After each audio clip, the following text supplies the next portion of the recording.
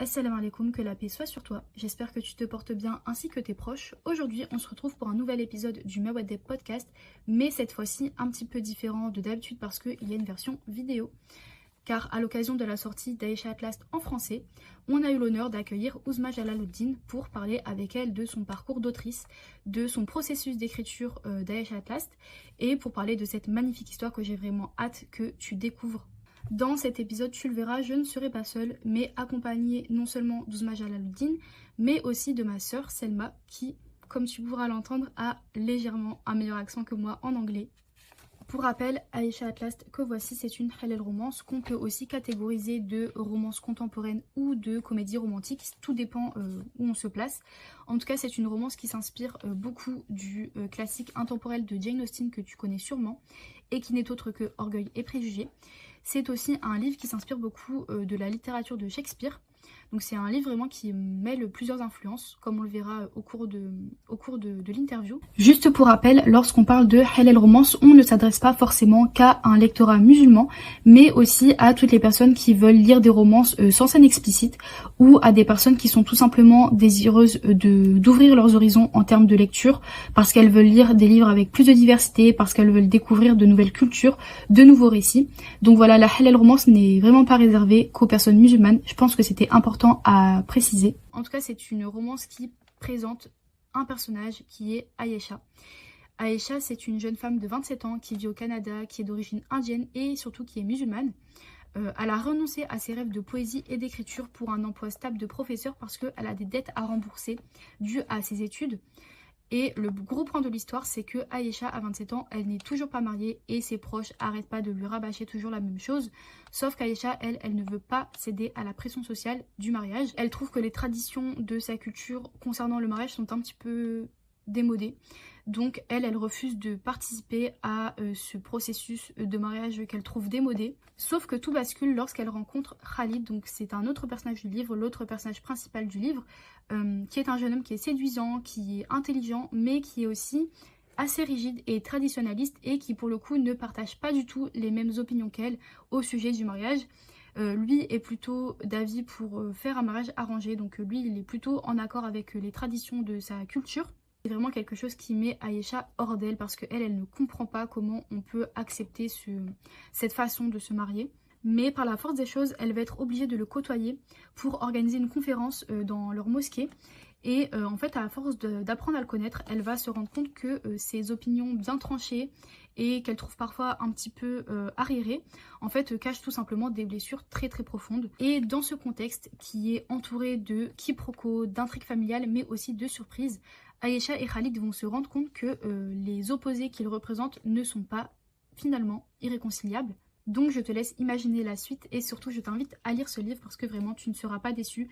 C'est un livre qui explore les tensions entre la culture, la religion, l'identité, mais aussi entre les devoirs et les désirs et surtout entre les aspirations personnelles et les attentes sociales. Donc ce n'est pas qu'une romance, Ayesha At Last, c'est aussi un livre qui interroge beaucoup les choix personnels, la destinée, mais aussi l'amour sous toutes ses formes, que ce soit l'amour familial, l'amour fraternel, l'amour amical et aussi bien sûr l'amour au sein du mariage. C'est un roman qui est drôle, qui est émouvant aussi, c'est un livre dans lequel on passe du rire aux larmes, on ne s'ennuie jamais et surtout on découvre la très très belle culture d'Asie. Donc d'Asie c'est un terme assez générique pour parler des cultures indo-pakistanaise si je me trompe pas. Donc je ne t'en dis pas plus et je te laisse découvrir ce titre en écoutant son autrice.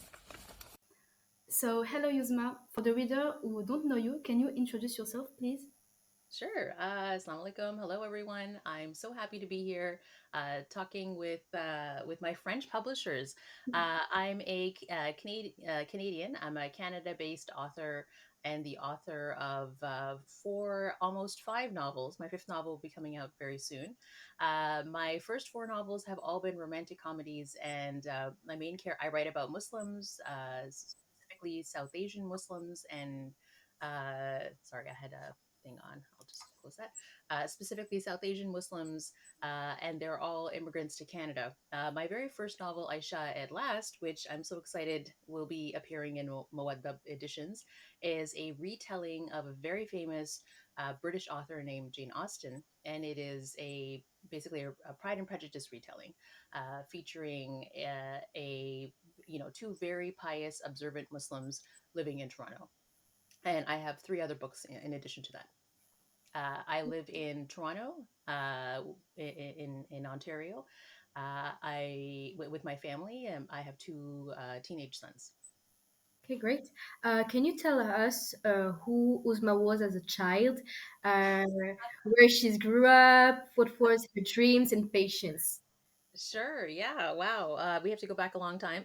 so, uh, as a child, I was very shy. I was a complete bookworm from the time I learned how to read up until now. I'm always reading two or three books at the same time. I'm listening to one book. I have another book on my phone and another book in my hand. I love to read fiction, but I also read nonfiction, and my interests are across all genres. Well, of course, I love romance. I also love mystery. In fact, my newest book will be a murder mystery set in the same small suburb of Toronto where I grew up, which is called Scarborough. So I grew up in a really interesting community. It's the East End part of the city, and it's a very diverse suburb. So I grew up surrounded by people from all over the world. I'm sure parts of France are very similar, where you have it's a big city, but within the big city, there's a little part of it where my neighbors were from the Caribbean, from the Middle East, from Africa, from Asia, all over the world. And so, I went to school with people from different cultures, different religious faiths. Even where I live right now, like down the street is a mosque. Down the street this way is a Hindu temple. There's a Catholic church, and then there's a Iraqi church. There's like within walking distance, you have like five different faith buildings, and it just reflects how multicultural the area that I live in is. And so I grew up in this kind of an environment in a very diverse culture, but also part of a very close knit Muslim community. So I grew up attending halakas and going to the mosque on a regular basis, and it was just a part of my identity. It was where I felt very comfortable. And so when I started to write books, because I loved books, I wanted to start writing them. I really brought that sort of understanding into my stories. I wanted to write about Muslims in their everyday life. They're not doing anything dramatic. They're just going to work. They're falling in love for the first time. They're dealing with their family, who are sometimes difficult. Just regular everyday life, but something enjoyable that would represent the culture, represent the religion in a way that was familiar to my Muslim readers and also kind of interesting for my non-Muslim readers. But you asked me about childhood Uzma. Uh, I wrote my very first book, I think, when I was in grade one or two, so probably 7 years old, and it's called A Little Tiny Picture Book, and it was about an ice cube that was swallowed by someone and was melting in someone's stomach. So it was very existential and sad. And then I wrote another book when I was in grade four, so probably 9 or 10 years old, about someone going to Jupiter and meeting an alien.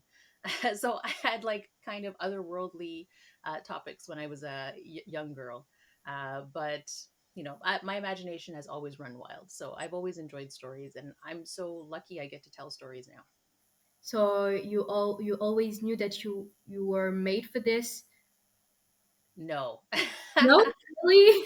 Because you stopped writing earlier, like you said when you were a child.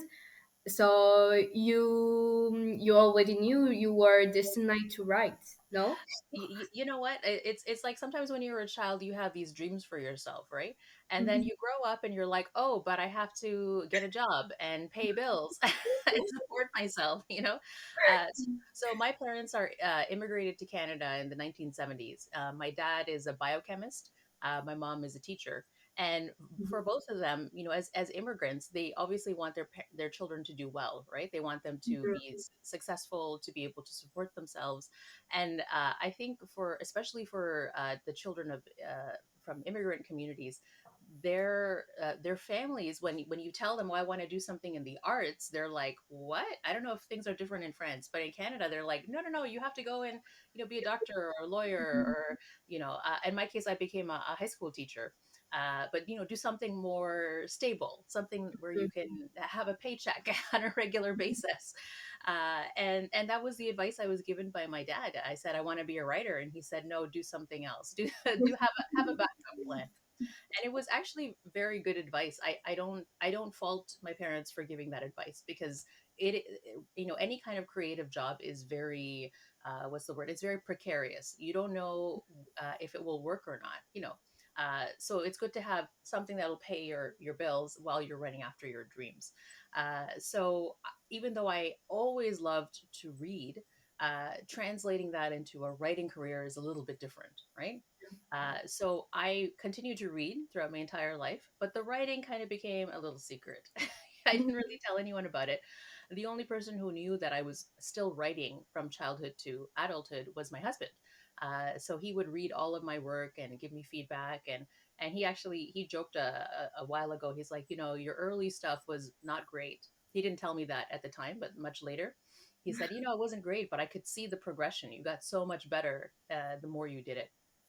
And so that that would be like advice I would give to writers, people who are interested in writing, is nobody starts off with like natural talent. You might have a little bit of natural talent, but you have to practice and keep working on it in order to get to a professional level. And that's what I did. I wrote, basically, I've been writing all my life. Okay. So, what led you to publish your novels? Yeah, that's a great question.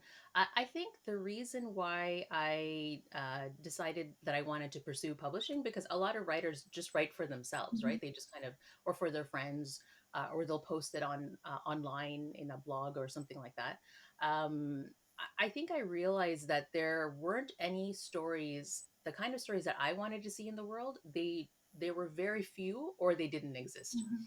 Like in Canada, when Ayesha At Last came out, it did very well, and it did well around the world. But specifically in Canada, I looked around the publishing marketplace, and I realized that it was probably one of the very first romantic comedies where both the characters are religious Muslims. That never existed before, even though Canada has, especially Toronto, has a pretty big Muslim population. And so it's just that it's a bit of a cliche, but I wrote what I wanted to see in the world. Mhm. And I was thinking of like child Uzma, teenage Uzma, and like I read so much, but I hardly ever read about Muslims unless they were the bad guys, like they were the person who was being oppressed and needed to be saved by someone, or set in a war torn country of some sort, and the Muslim person is like, oh no, we need to rescue them. But just the lives of regular Muslims who are like, oh no, should I, my parents want me to do this, and I don't know what to do about my job, and I'm falling in love with this guy, and I shouldn't. Like, what about the regular problems that people have? I very rarely saw that set in Canada in particular, or set in a more Western European country. I didn't see any of that.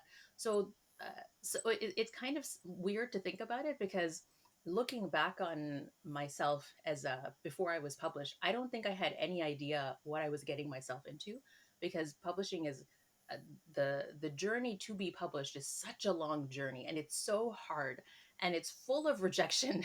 Basically, people say no, no, no to you constantly. And yet at the time I approached it with such hopefulness and optimism, like, no, I really want people to read about a character like Khalid, or a character like Aisha, two devout Muslim people who are still capable of romance and so much love, and have so much love for their family and their community. I want people to read about this. So it's a bit. I think anytime anyone tries something different, you have to not know what you're getting into, and then just try your best. Okay. You're right. So, how the story of Aisha At Last starts in your mind? Started in my mind. That's a good question. Um, it actually came about. A lot of writers have books that they've written in the past that don't go anywhere. So Aisha At Last was actually my second novel. And my first novel, it was not good. Like it will never be published. But there was the character of Khalid was in that book, and I thought he was very interesting. And so I took the character of Khalid and I started writing Ayesha At Last. And the reason why Khalid in particular interested me is because from the outside, he looks a certain way. He is a stereotype. Like he has a long beard, he has a kufi skull cap, he has a long white thobe that he wears to work, he wears all around. So, like, you know, looking from the outside, he looks like a very religious, very stern, very, almost scary Muslim man. You know, you see him walking down the street and you're like, oh, what is this guy? And I wanted to turn him into the love interest of the book. I thought it would be very interesting to watch that man who looks a certain way from the outside, but inside his heart is so soft and he's so gentle and romantic and he's looking for love, and love kind of transforms him. I wanted to turn him into a romantic hero.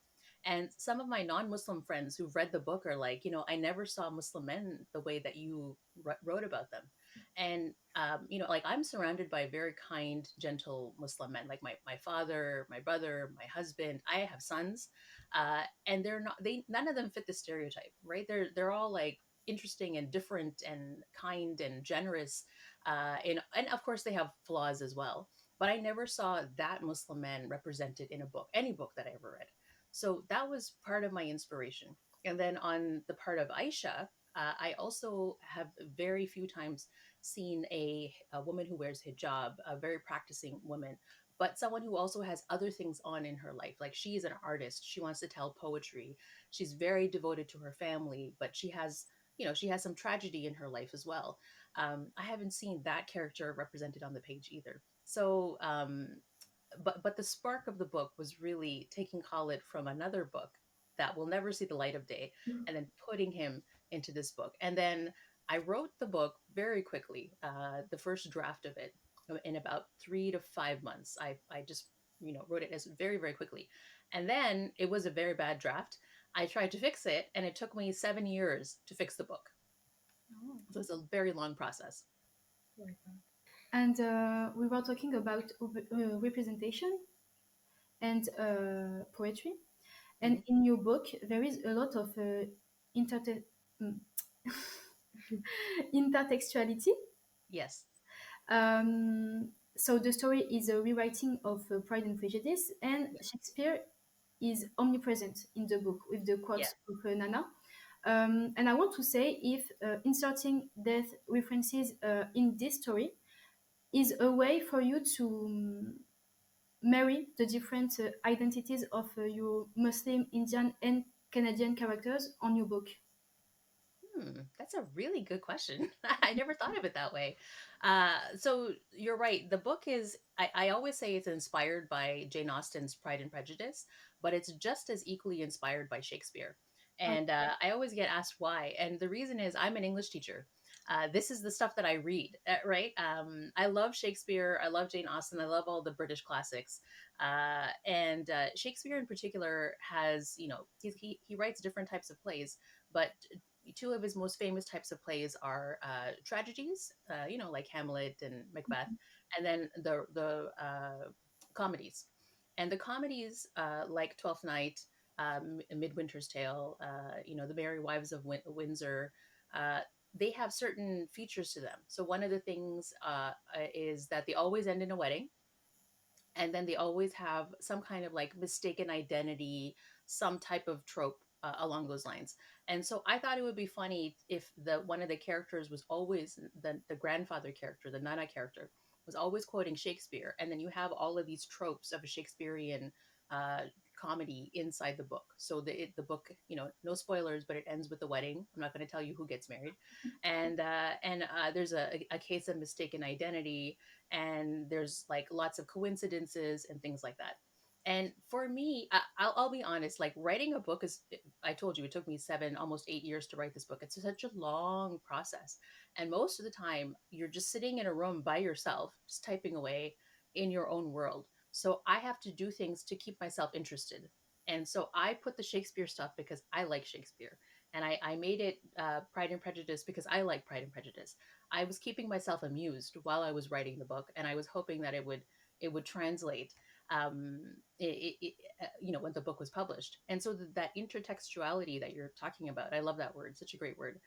the intertextuality that you're talking about, I think, was a way for me to almost bridge, maybe not so much the gap as like a Muslim Indian person, but which is what I am, but also to kind of reach forward to my readers and say, look, this is a book about Muslims, but it also has all the stuff that you're familiar with. It's got Jane Austen, it has Shakespeare, very classic English canon, famous writers. So you can come into this world and feel comfortable because you've read Shakespeare, or you've interacted with Shakespeare, or you've read Jane Austen, or you're familiar with Jane Austen.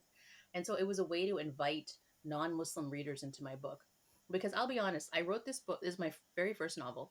I wrote this book, it came out in 2018, but I was been working on it from like 2010 to 2017 when I sold it. And at the time in English publishing, there was very little diversity in publishing, and all the books about that are set in like other communities, like brown and black communities, was very one-sided. It was told from the outside perspective. Oftentimes, it was white authors telling stories about brown and black people, and not as much stories coming from within.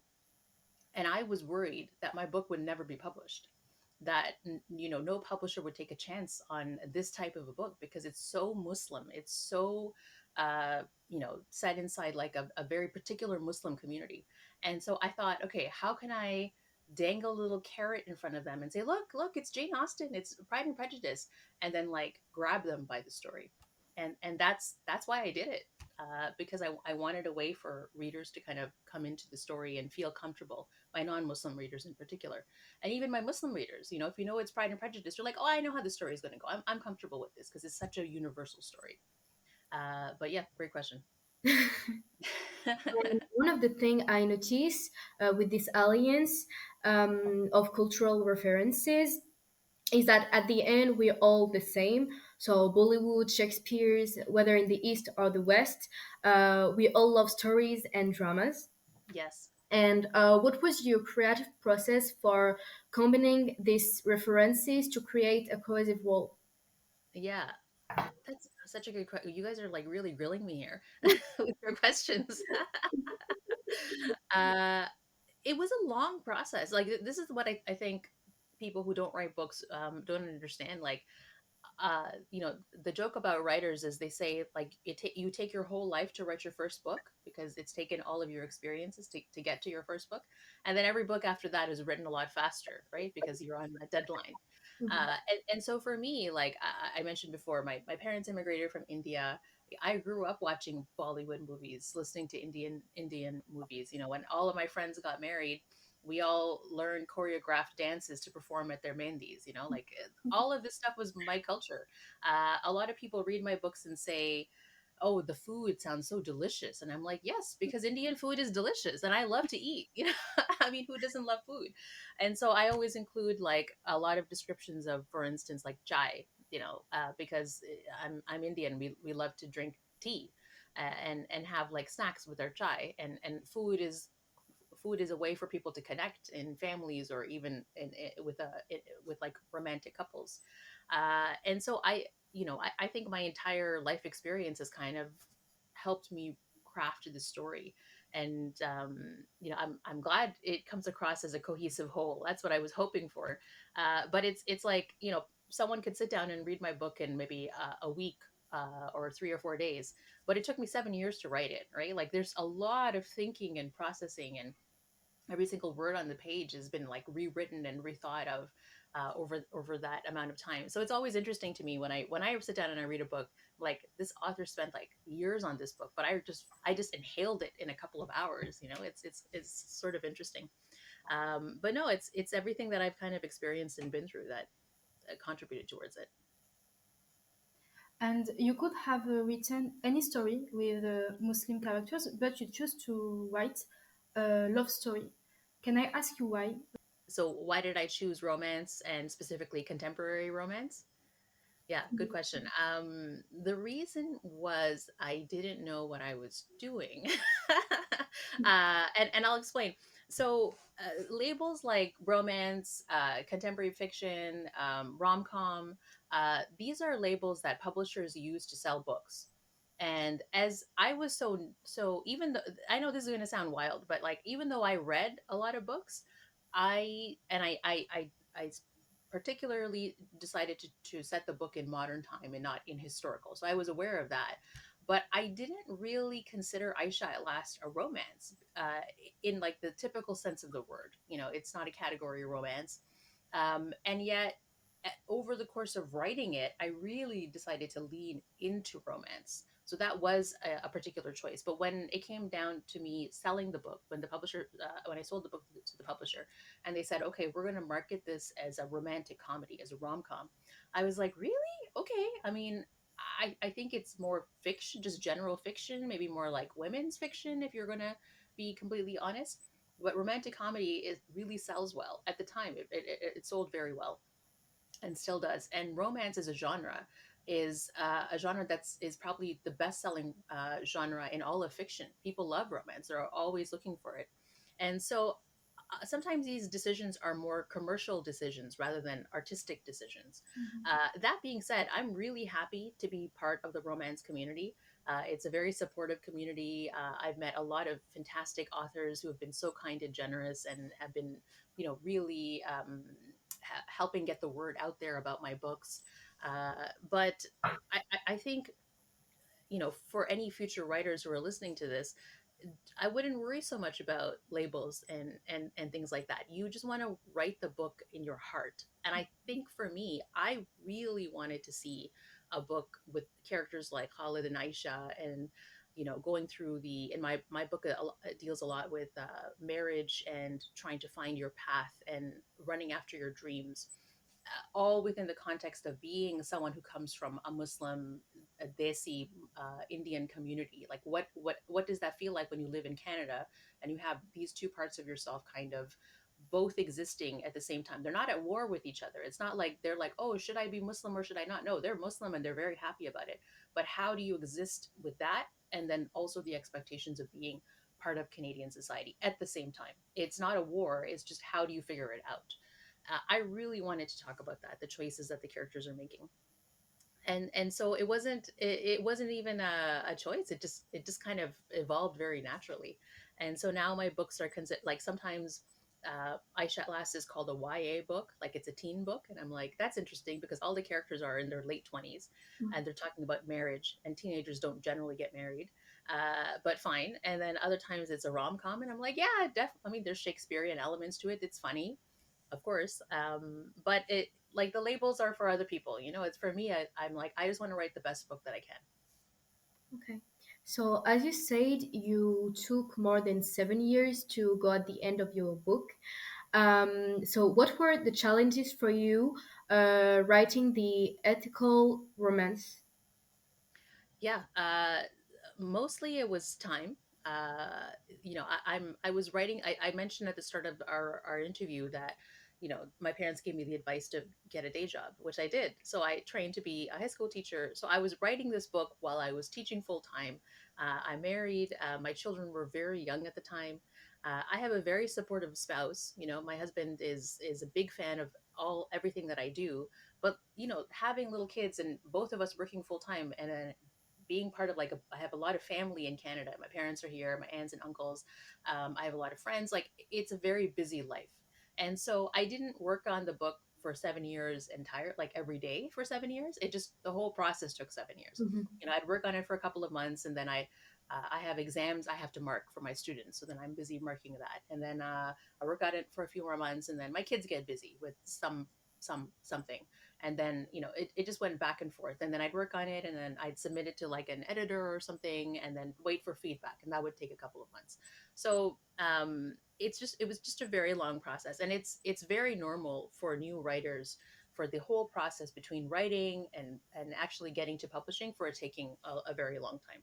You don't really hear a lot of stories of, like, I wrote a book and 6 months later it was published. That doesn't usually happen, not for your first book. It usually takes a couple of years. And I think it's a testament to the idea that, as women, we wear a lot of hats. We have a lot of roles that we play in our life. We are, I'm a parent, I'm a working woman, I have family responsibilities, I want to travel and have fun. So I can't just be sitting down at my desk and only focusing on my book. I have to live my life, and your words get better when you are living your life. Even if it takes longer, it's better because you're a better person. You're experiencing more. You're interacting with the world, and the writing and the art gets better if you are a whole, complete human being.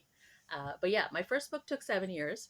My second book, Hannah Khan Carries On, came out, published 3 years later.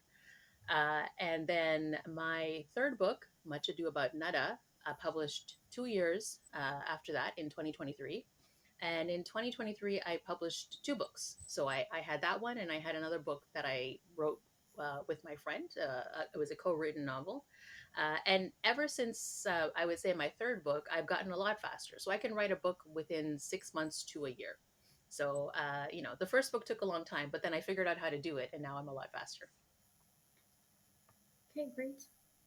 And I have a question. How did you do to keep the ethic of Islam and of our obligations to write a good romance or respect this ethic? Oh, okay. Like, how did I go about writing a halal romance? Yes. It was very easy because I'm a halal person. Mashallah, mashallah. No, I'm making a joke. It was really important for me. It all comes down to character, right? It's not about who I am as a person because I'm not writing about myself, right? Like about my life. I'm writing about very specific characters. So for a character like Khalid in Ayesha At Last, for example, he would never, he's so religious. He would never want to like kiss Aisha unless they were married. Like that's not. It's just not something he would want to do because he has this very particular view of the world. And I wasn't trying to say that all Muslims should be like this or all Muslims are like this, but I root all of my characters' behavior in their personality. Like, who are they as a person? And he is a very religious man. Aisha is maybe a little bit less religious than him, but it's still also very pious, very observant. She's a little bit more I'm not going to use this word because you're in France, but she's a little bit more open to other experiences. She's a little bit more immersed in the Western world than Khalid is, right? She goes and performs her poetry in front of people. Her mother has said, "Don't worry, you don't need to get married anytime soon." There's no pressure on her to do that, other than to just kind of live her life. But she still wears hijab. She goes to the mosque. She volunteers at the masjid. Like she does all of this type of thing. So for her, it's almost like in Aisha At Last, in all of my books, their identity as a Muslim is just a part of them. The book is not about their identity as Muslims. That's just who they are. It's as natural to them as breathing. It's like it's like the color of their eyes. It's just something you can't change. This is who I am as a person.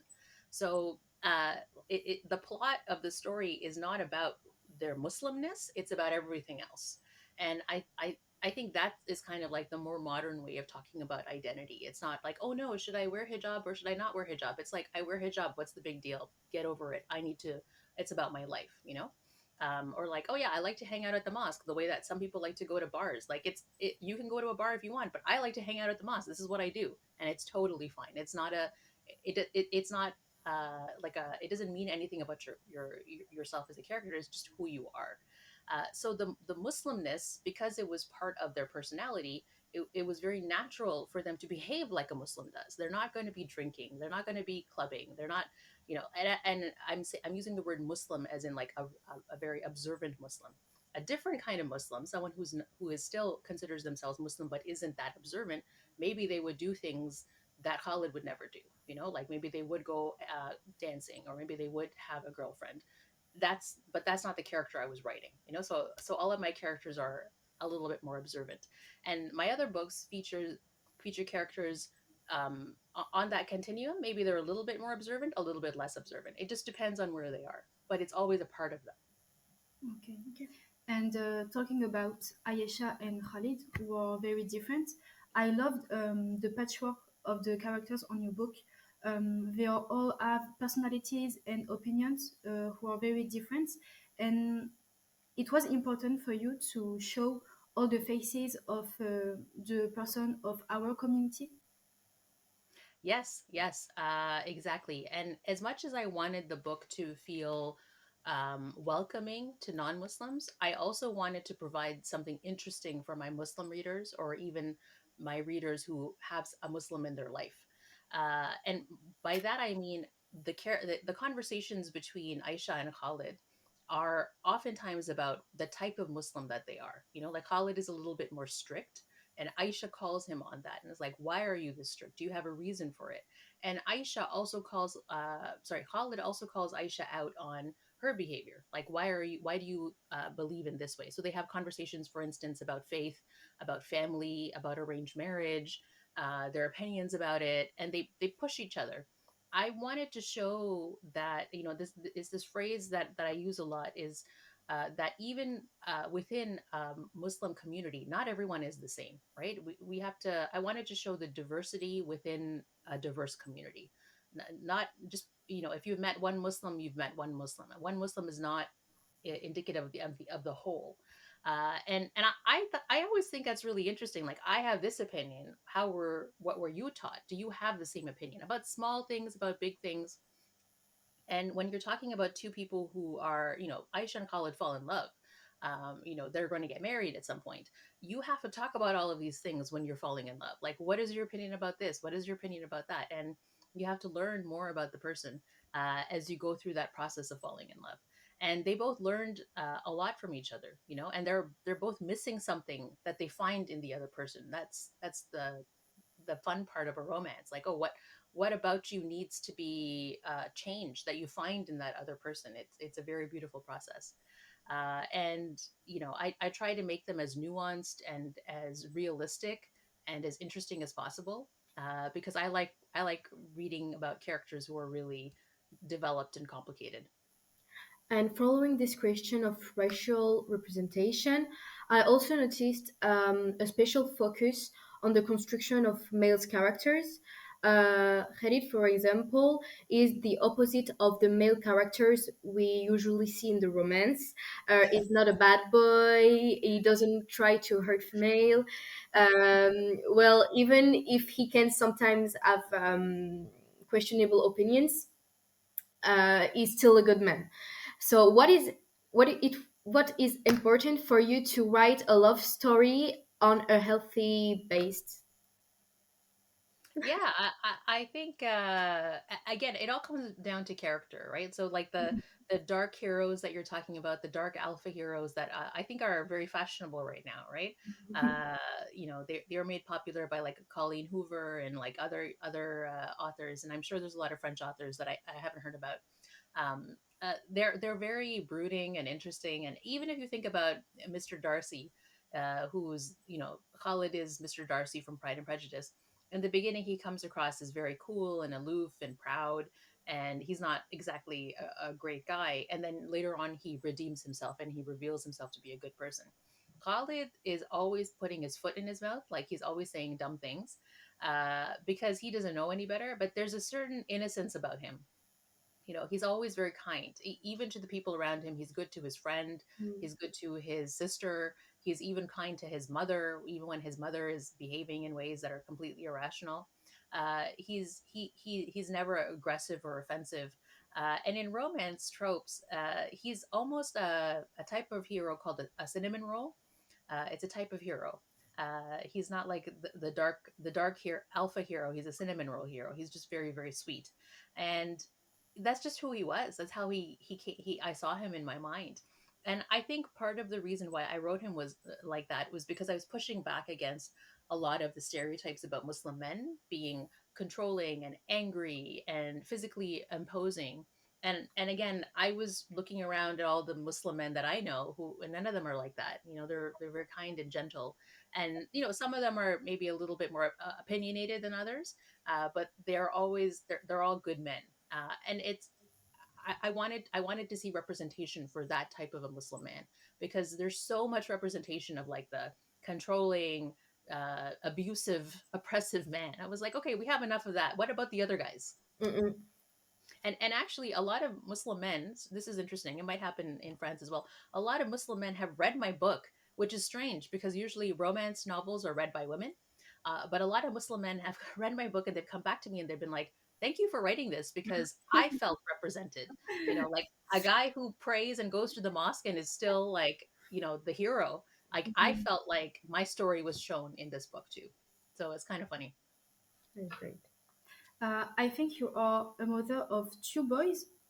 That's it. I have two boys. Yeah. Two boys. Yes. I want to ask you, how do you do to educate your boys to love in the light of Islam and how can I say that? Um, and romance. I don't know if you understand the question, but Yeah, I understand.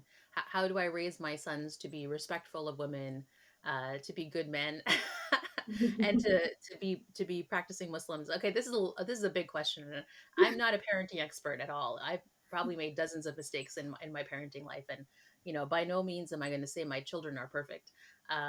It's an ongoing process. My kids are almost grown. They're in their late teens. They're going to university. I have one kid who's just finishing up high school. And we'll see. Maybe I've messed it all up. We'll find out in 10 years, right? Like you can't even tell because they're still kind of young. But I will say that it's not just me. It's me and my husband, and it's not just me and my husband, but it's also my family, my community. Like I really believe that children are raised with when they're raised in a community, it's everyone's responsibility to make sure that they're kind of going on the right path. I know my husband has tried really hard to be a good example to my sons, so we try to model a respectful and good marriage to my children, and and not to say that marriage is the only way, but like that's we're married, so we my husband always speaks to me respectfully.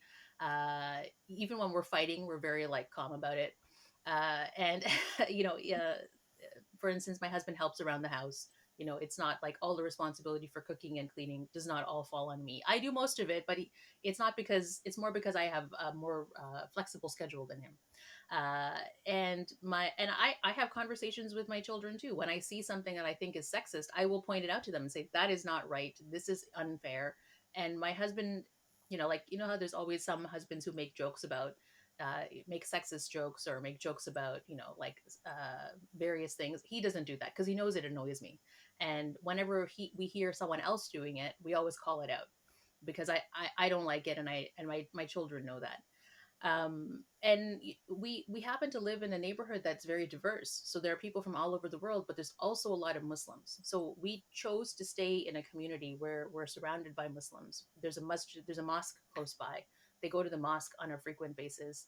And we aren't like, I wouldn't say we're like tied to the mosque, like we're not going there all the time, but it's there if they want to go.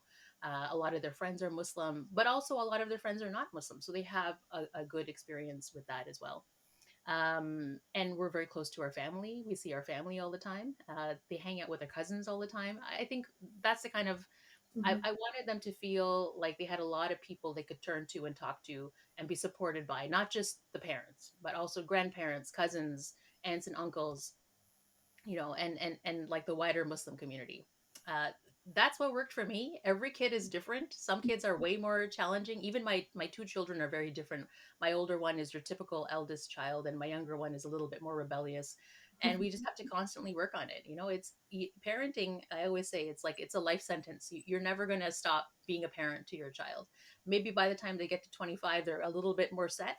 But until then, who knows? So we just and the most important thing, I'm a practicing Muslim, so I'm just always praying for them. I'm just like, please Allah, help me with them, help me make the best decisions and to guide them. And as they've entered their teen years, what I realized is it's very important to talk to them about their everyday life and to not freak out when they make a mistake, or when they tell you something or you find out something about them. Just take some time to not react and like just take the information in and try not to yell and scream and react right away. Just be very calm. Otherwise, they'll stop telling you things in the future. So that would be my one advice, I would say. That thank is you. great. Thank you very much. I have a question we ask to all Hawaii guests. So, what does writing bring to you, Faith?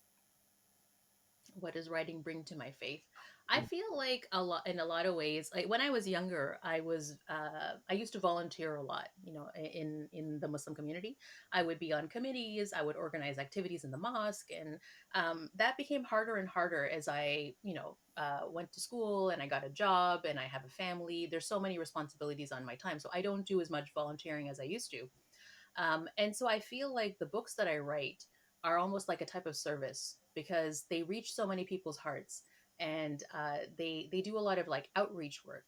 They teach non-Muslims about it. It's not my intention. I'm not writing religious books, but it'll teach a non-Muslim about what is Eid, what does Ramadan look like, what is a Muslim funeral prayer, something simple like that. What does a Muslim funeral prayer look like? So I feel like my books, in a way, are helping non-Muslims to learn more about Islam, but also more importantly, helping Muslims to feel seen, to feel like, oh look, the experiences that I have can be in a book, and they can be like a universal thing. And this book is, you can find this in a bookstore or in the library, and it's a very popular book.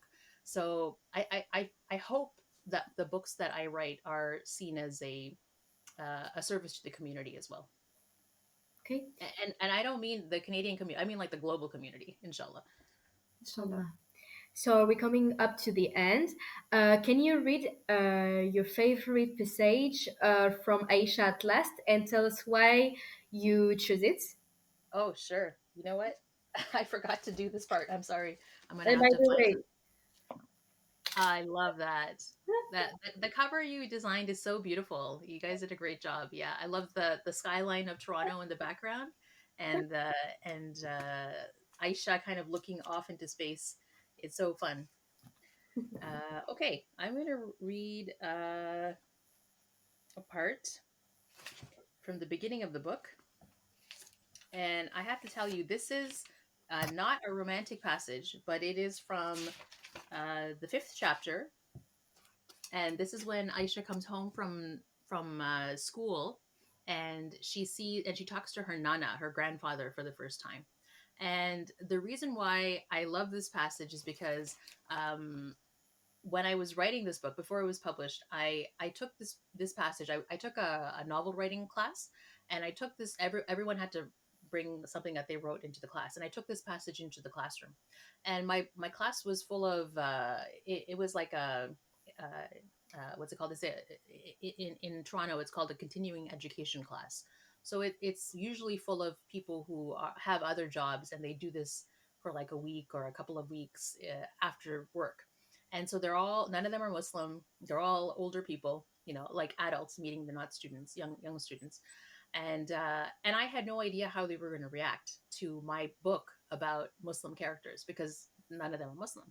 And so when I read this passage out to them, everyone loved it. And it was the first time that I thought, oh, maybe my book will actually get published.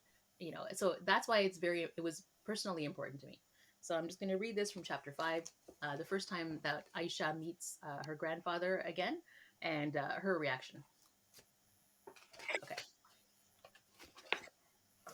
Aisha knew she shouldn't dawdle in the car. The bored Auntie Brigade, as she had nicknamed her gossipy Desi neighbors, were likely peering through their windows right now.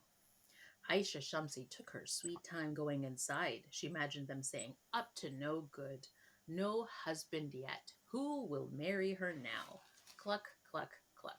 So she's parked out of her house. She flung open the car door, fake smile plastered to her face. Let them stare. She was too old to care what the Auntie Brigade thought of her. Oh, she doth teach the torches to burn bright. A soft voice called from the front lawn. Beauty too rich for use, for earth too dear.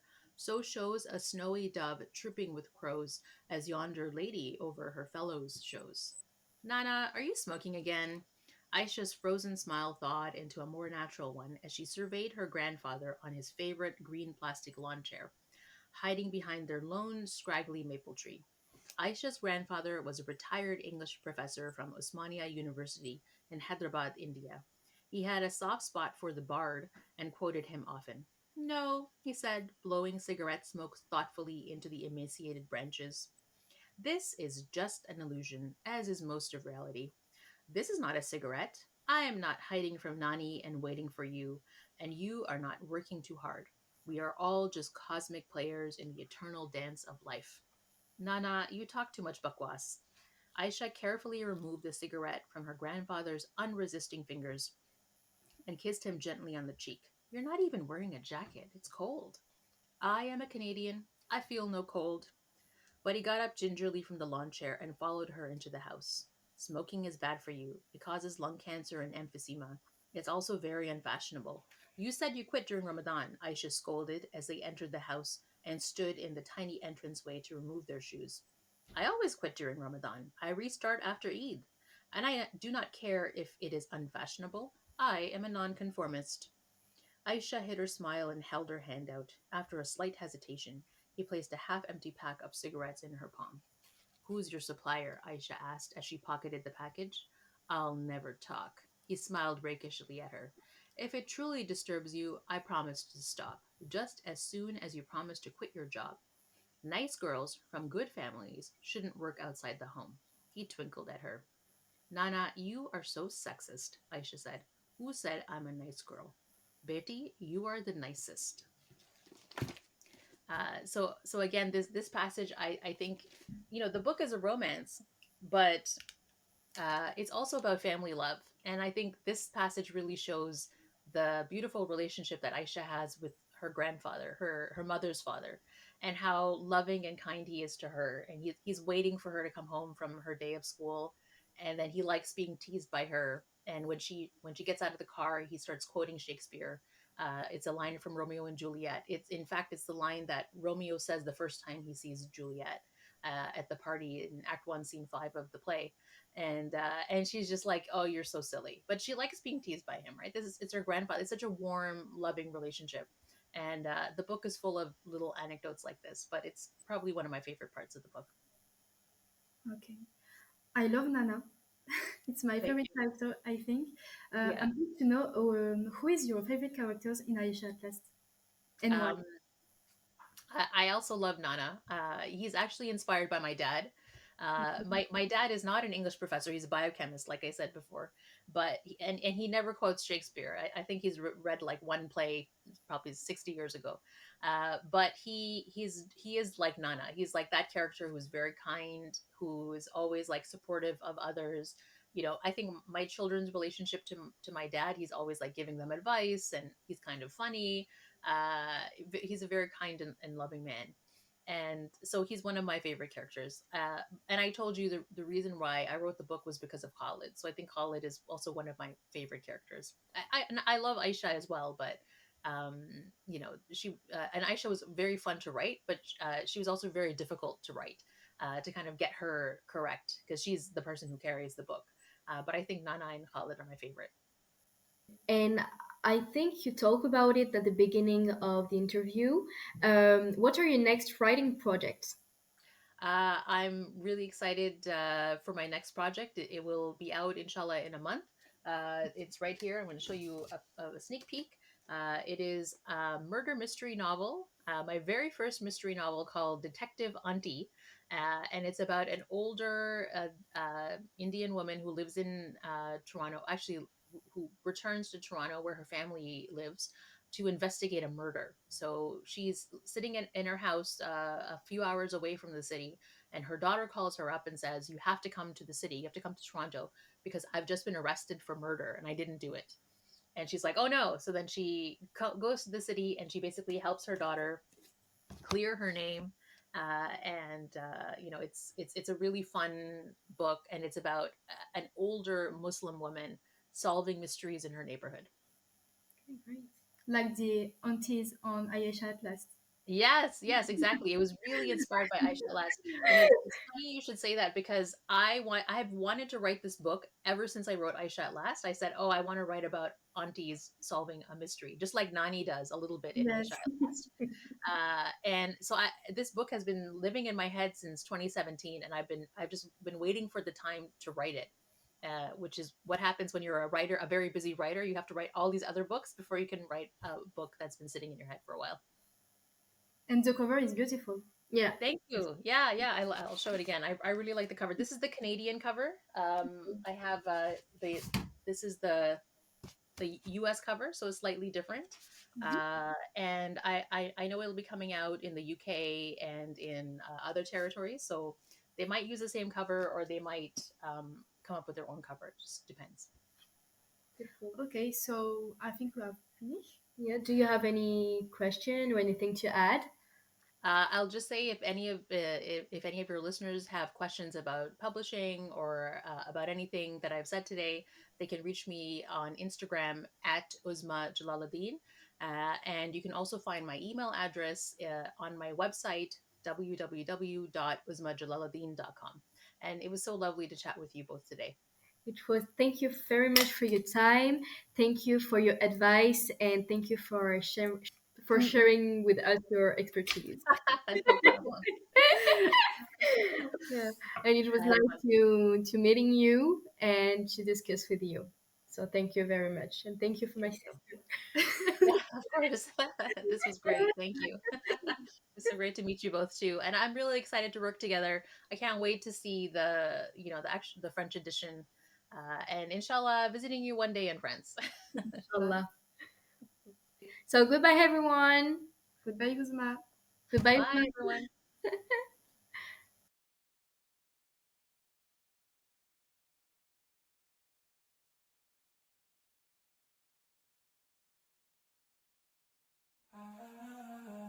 Merci d'avoir écouté cet épisode. J'espère que tu l'as apprécié autant que moi et qu'il t'a apporté du bien. Si tu ne veux rien manquer du podcast des éditions Mawadab, abonne-toi et offre-lui de ton amour avec la note de ton choix. Si tu es un peu plus romantique, laisse-lui un mot doux dans l'espace commentaire ou bien par mail ou via nos réseaux sociaux. On se retrouve très bientôt pour un nouvel épisode. En attendant, je te souhaite de belles lectures, de belles séances d'écriture et une vie remplie d'amour. Qu'Allah te compte parmi ses bien-aimés. Prends soin de toi, à la prochaine, Inch'Allah.